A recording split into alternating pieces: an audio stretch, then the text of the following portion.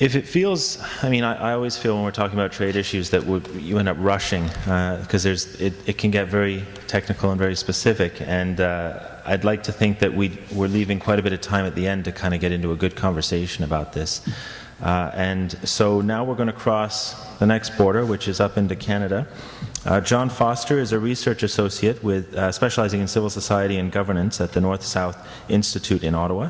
He has participated and led organizations in civil society in Canada for 45 years, including head of Oxfam Canada from 1989 to 97, and almost 2 decades in social justice with the United Church of Canada and the Ecumenical Justice Coalitions.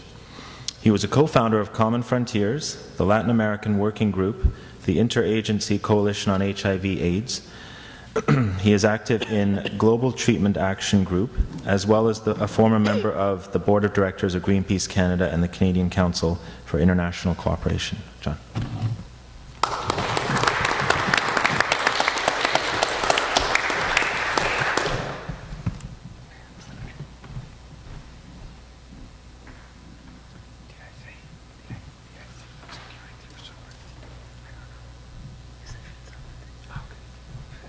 Being back in a church, looking for my texts.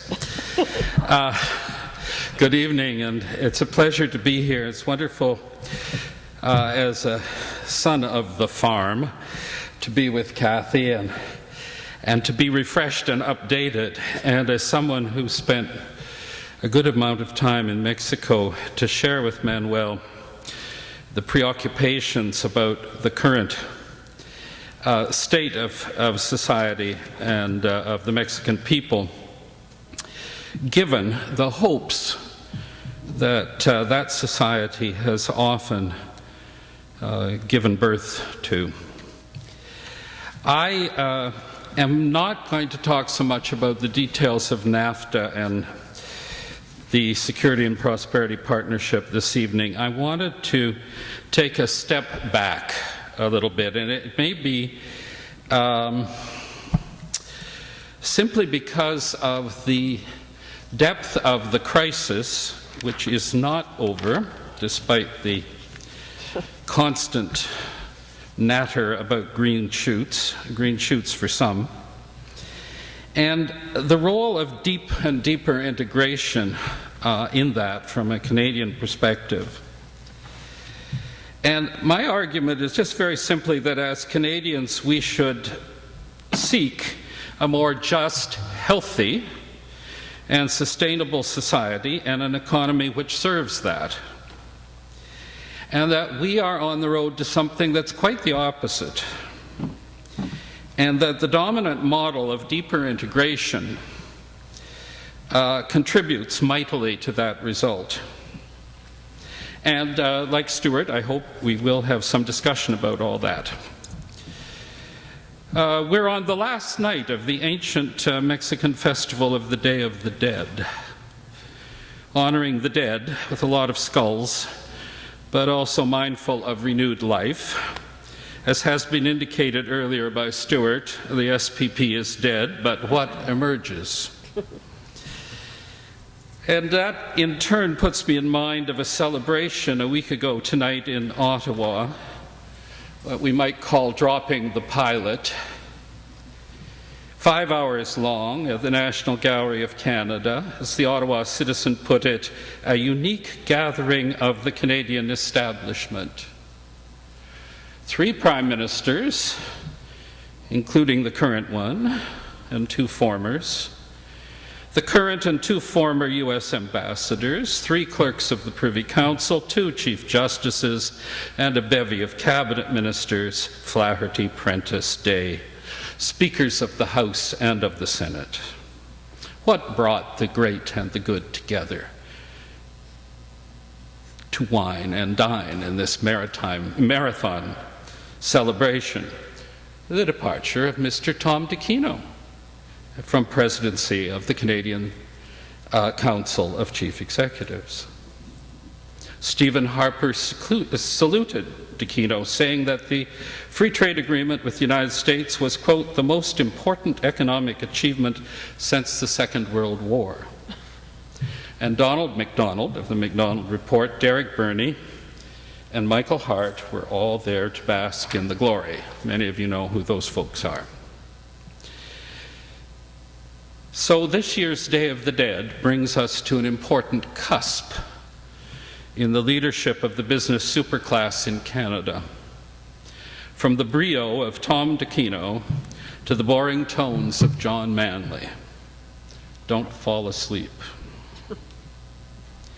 And this reminds us of essential points made by Professor Donald Gutstein in his new book, Not a Conspiracy Theory, which I recommend you have a look at. He details the combination of grassroots and treetops propaganda which has brought us from DeCino's campaign in the '88 election to our present situation. Now, what about a just and a healthy future? How many here saw Michael Moore's Capitalism, a Love Story? A fair smattering. I recommend it for those who haven't. If you saw it, you may have caught the little bit about a new word, plutonomy. Remember that one? Did any of you follow up on that and try to find out about it? You did. Aha. Well, I wonder if you found what I did. There's a website called Investopedia, which is a Forbes digital company. And they define plutonomy as a concept coined by Citigroup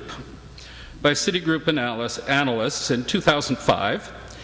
And they define it as economic growth that is powered and consumed by the wealthiest upper class of society. Now, you've just heard that described in Mexico and to some extent in the United States. Plutonomy refers to a society where the majority of the wealth is controlled by an ever-shrinking minority. As such, the economic growth of that society becomes dependent on the fortunes of that same wealthy minority. Now, this word was coined, I think, by one guy who was actually born in India and came to work for Citigroup. And they prepared a couple of memos that Michael Moore got a hold of. And what these memos are about are advice to people who are marketing securities. And what they say basically is, in the period leading up to the Great Crash, and it is as a summary of current capitalist ideology, these memos are as brandy is to wine or cognac is to brandy. It's 80% proof. It's quite delightful stuff. And what, of course, they're basically saying is, fellow marketers, don't worry about 80% of the potential market. Don't worry about 90 or 95%. Concentrate on the top 1%. Because the top 1% of households, which account in the United States for 20% of all income, or 40% of financial net worth, equal what 95% hold. And Citigroup shows that the income share of the top 1% in the US, Canada, and the UK has grown remarkably since Reagan and Thatcher, since the FTA and NAFTA. And that goes as well for the top 0.1%.